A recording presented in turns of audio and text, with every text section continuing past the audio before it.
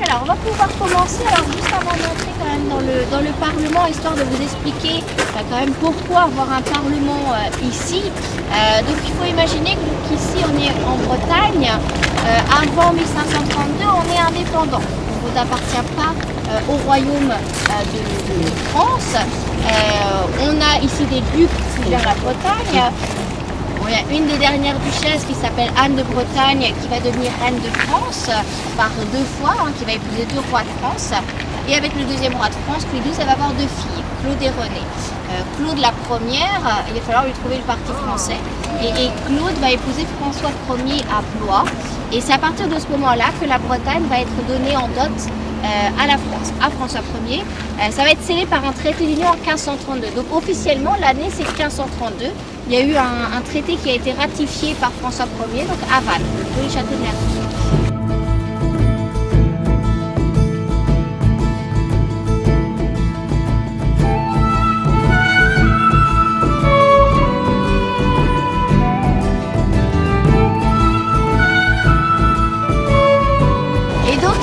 Forcément, il faut avoir un moyen de mettre en place les lois françaises ici en Bretagne. Donc on crée comme ça le Parlement. Donc 1532 on devient français, en 1534 on a déjà le Parlement.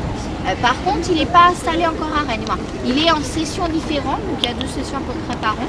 Il y en a une fois à Rennes, une fois à Nantes. Une fois à Rennes et une fois à Nantes. Donc il y a 2 capitales.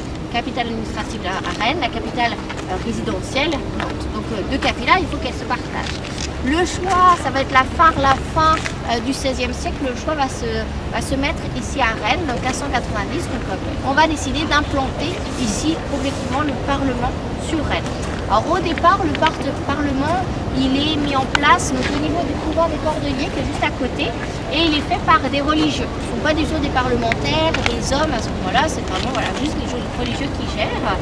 Et le roi de France veut quand même mettre en place un bâtiment qui soit à l'effigie du roi de France. Parce que c'est bien beau dans un couvent, mais il faut quand même montrer le prestige.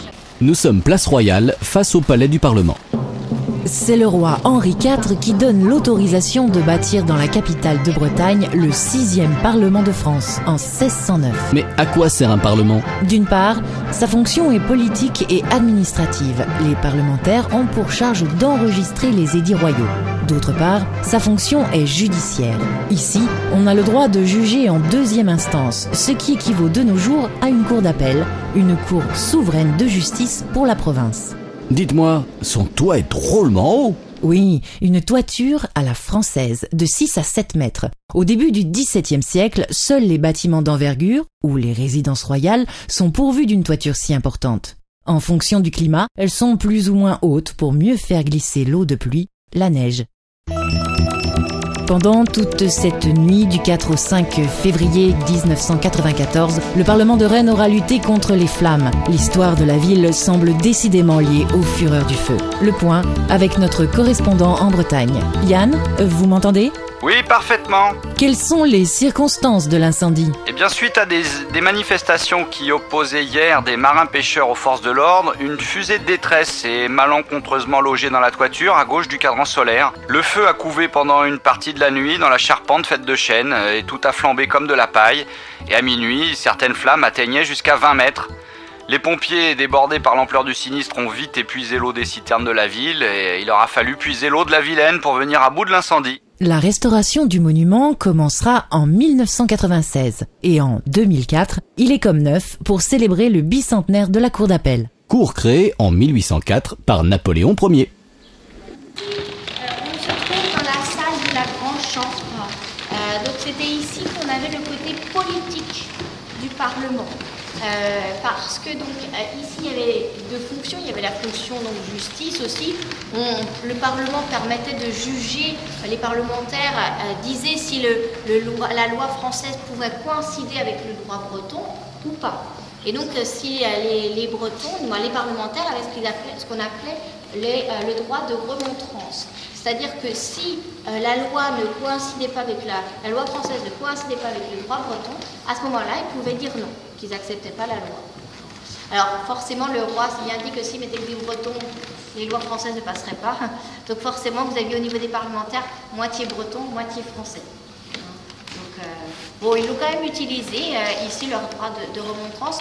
La plus grosse affaire qu'on ait eue ici, c'est l'affaire du papier timbré. Et les produits manufacturés en 1675. Colbert va poser une taxe sur la manufacture, sur les tabacs, sur le papier timbré, sur les produits manufacturés. Et donc là, ça ne plaît pas du tout aux Bretons. Il y a une révolte ici, partout en Bretagne. Sur Rennes, ici, ça va être terrible. Donc c'est la plus grosse révolte qu'a connue ici le Parlement. Sinon, c'était quand même assez tranquille.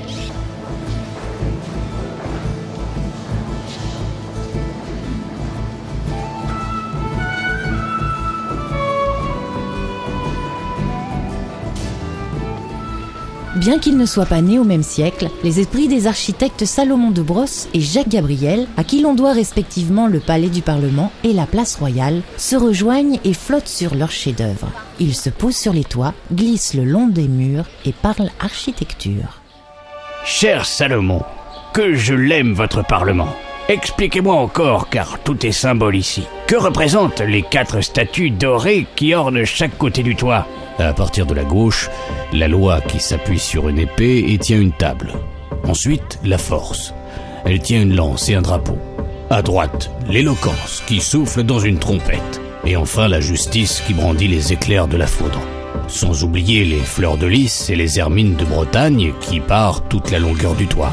Mais c'est à vous, cher Jacques, que l'on doit les 2 bas-reliefs qui entourent la porte d'entrée. On les appelle aussi trophées. Des glaives, des flèches et des balances. Avec des petites flammes au-dessus qui représentent la vérité. En général, la vérité est représentée par une torche, parce que c'est la lumière qui permet de déterminer ce qui est vrai ou pas. Et puis le miroir. En général, quand on regarde dans le miroir, on voit la vérité. Après l'incendie de 1720, mon cher Parlement échappe aux flammes et on vous demande de reconstruire la place. Je me suis inspiré de la place Vendôme à Paris. Salomon, dites-moi, et si demain nous nous glissions à l'intérieur du Parlement ? Oui, dans la salle des pas perdus. Et la grande chambre du palais ? Je m'en réjouis déjà. Vous pouvez aussi vous adresser à l'Office de tourisme qui organise des visites du bâtiment.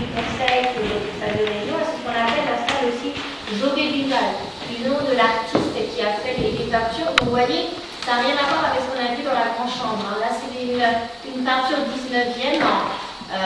Et donc ici, lorsqu'on attribue les peintures, lorsqu'on demande à Jobé Duval de faire ces peintures ici, lui au départ, il veut tout raser, il veut tout enlever la boiserie et refaire sa propre peinture. Sauf qu'on lui dit non, qu'il va s'adapter absolument au cadre ici et qu'il doit faire une peinture semblable à ce qu'on pouvait trouver dans la grande chambre et dans la salle du nez qu'on a vu. C'est la loi. Donc souvent on représente la loi avec un personnage âgé, l'innocence en blanc, et on a les vices de l'autre côté, de tout côté du tableau, ici,